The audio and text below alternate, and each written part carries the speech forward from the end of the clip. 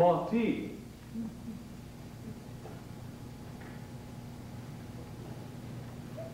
Marty.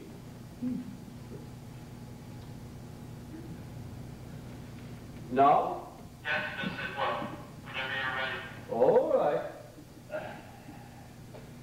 Just one moment.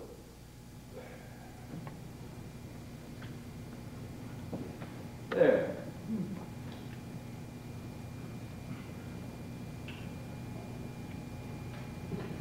At the age of 11, I was handed over, lock, stock, and barrel, to an orthopedic surgeon in London, Mr. Stout. Now, this gentleman's life consisted of one long campaign against the human frame. He decided immediately that I was all wrong from A to Z, and that my muscles must be atrophied as soon as possible. Now, I remember little of Mr. Stout's outward appearance, excepting that he looked like a statuette constructed of margarine, which was then frozen so stiff that no warmth either from the outer world or human feeling could begin to melt it. The statuette was then swaddled in padded wool to give an impression of burliness. After my first interview with Mr. Stout, I was trundled off to an orthopedic manufacturer where I was incarcerated in a sort of Bastille of steel. Now, my imprisonment began under my arms, preventing me from resting them comfortably on my sides, continued down my legs to my ankles, and at night time, these and the soles of my feet were locked up in an excruciating contraction. Even my nose did not escape this gentleman's efficiency, and a band of elastic surrounded my forehead, from which descended 2 pieces of steel on either side of the organ in question, pushing my nose in the opposite way from which nature had intended, pressing against one nostril, which of course made breathing rather difficult. Now, this latter adornment, however, was worn only during my long hours in the classroom, as it was felt it might arouse speculation, even indeed indignation, in passers-by if worn in the outer world. Ooh.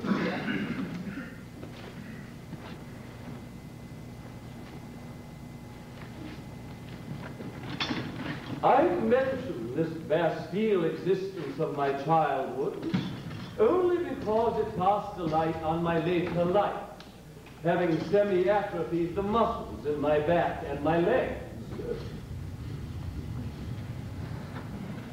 The manufacturer of my Bastille, Mr. Steinberg, was an immensely fat gentleman who seemed to spread over London like a fog. This impression was enhanced by the fact that he was fog yellow. His eyes, and all the expression which they might have held, were shrouded behind black glasses. Long after my childhood was over, I came face to face once again with these black and airless dummy windows in an omnibus in Bayswater, and I felt once again the sense of sickened fright, the humiliation, and the sense of hopeless imprisonment which I had known as a child.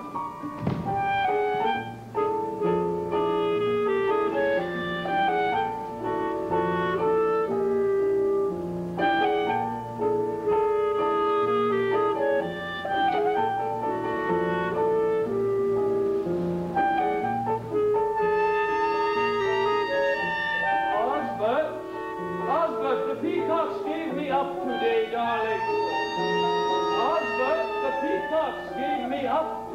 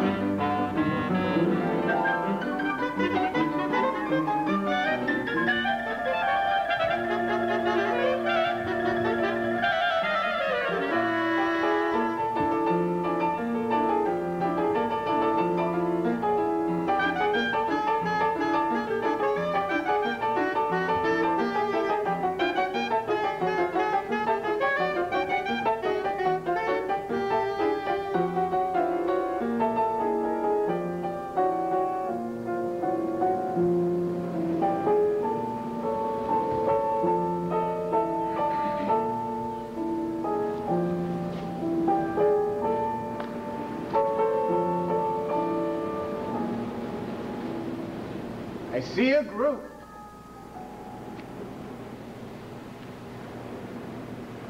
Davis, our nursery maid,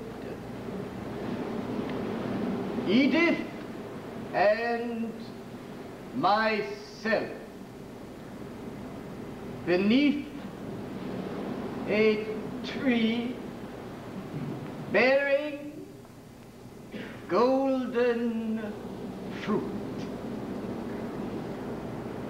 gleaming in the bright armor of the sun. An apricot tree, I imagine, but I know not where it grew. Davis is in her gray alpaca dress and a straw hat, and has her usual expression of kind and puzzled patience, while Edith is dressed in pale blue and under a hat like a mushroom. Her curved eyelids, lank golden hair, and sweet nursing expression all give her an air of dreamy determination. I doubt whether any child was ever more mismanaged by her parents.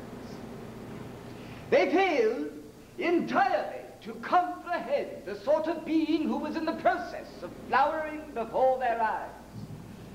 They mistook nervous sensibilities for awkwardness, imagination for falsehood, and a capacity for throwing the cloak of drama over everyday events, often the sign of an artist, for being affected. As she grew older, instead of allowing her to find her own range, in the same manner that she had taught herself to read, they tried to force her to comply to their own measurements.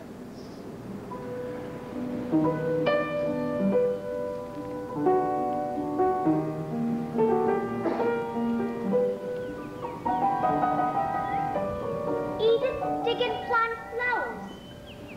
Edith go to sleep and wake up, and flowers all grow. Oh, I suppose I always was rather odd to look at, from a conventional point of view, that is. Looking back on myself, I can see that I had an untidy elegance, rather like that of a tall, thin bird, and was a being who appeared to have but a few friends, a few snowflakes, perhaps, as I have said, and a small bowl of early flowering almond blossoms. Oh! Well, don't you remember me? No? Children have the most unreliable memories, Said my father, blinking. Well, what are you going to be when you grow up, little Eve? A genius. Edith! Don't you ever say that again! I am better off when you know. I ought to toss you out the window.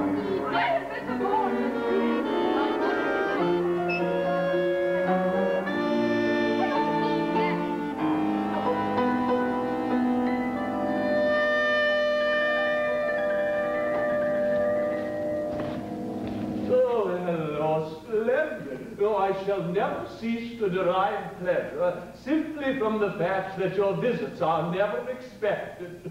Incoherent platitude expressions, endless ramblings, and heartfelt expressions of ignorance. Oh, yes, please stay. No, go away! But how divine, Mr. Pinkillers, you are such a wit. So maligned, Mr. P, you are such a twit. Charleston Pellywings, I'm so pleased. My God, he's got my hand. I will contract, please. Oh, I simply adore. I grossly abhor. Delighted. Delighted. Boorish. Wonderful. Charming. Indolent. Magnificent. Right. Go away! Go away! Go away! Go away! Go away! Go away! Go away!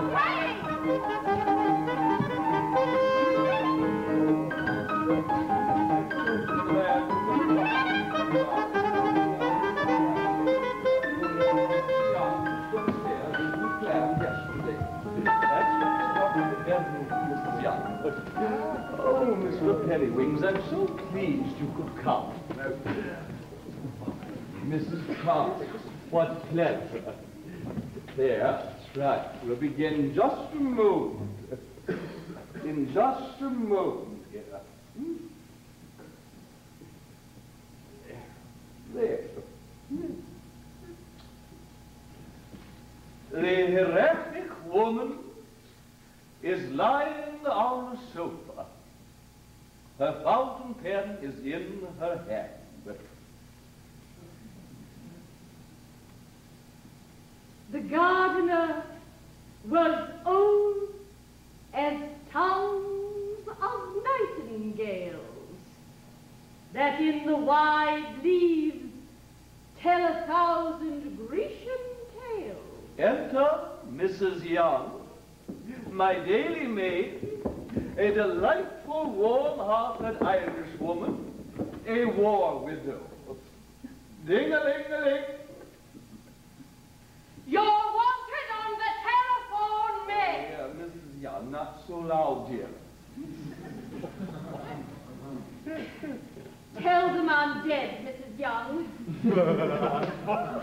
Oh, tell them to leave a message. He won't go away. He says it's important. It's Mr. Mugglebear. He says he can't leave a message. He'll ring up later. The heretic woman relaxes. There is an hour's peace. I should now like to recite one of my poems from the Facade. Madame Mounttrot. Madame Mounttrot. Gray in the black night. Madame Mounttrot. Third is the light. The elephant trunks trumpet from the sea. Gray in the black night, the mouse trots free. Fourth as a dog's bark, the heavy leaves are furled. The cat's in his cradle. All's well with the world.